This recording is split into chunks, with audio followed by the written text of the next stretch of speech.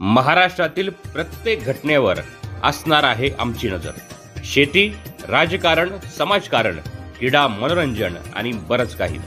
आपण पाहताय महाराष्ट्रातील वेगवान न्यूज चॅनल स्वराज्य लाईव्ह।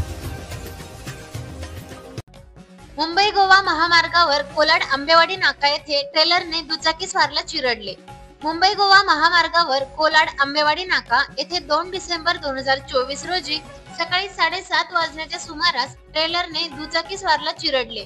पोलीस सूत्रांकडून मिळालेल्या माहितीनुसार ट्रेलर क्रमांक RJ06GD7714 सावरलाल खमान गुजर, वय वर्ष 33, राहणार राजस्थान, हे ट्रेलर घेऊन कोलाड बाजूकडून पनवेल बाजूकडे जात असताना पुढे दुचाकी क्रमांक MH03DT4148 विजय कुमार गोकिली खान, वय वर्ष 37, राहणार तामिळनाडू, हा दुचाकीस्वार कोलाड बाजूकडून पनवेल बाजूकडे जात असताना ट्रेलरने मागून जोरदार धडक दिली व दुचाकीस्वार खाली पडला व त्याला चिरडले। कोलाड पोलीस ठाणे येथे 103/2024, 106(1), 281, 125(अ), 125(ब), 184 याप्रमाणे गुन्हा नोंद करण्यात आला।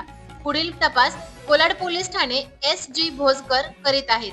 स्वराज लाईव्ह साठी प्रतिनिधी अजय परदेशी, रोहा, रायगड।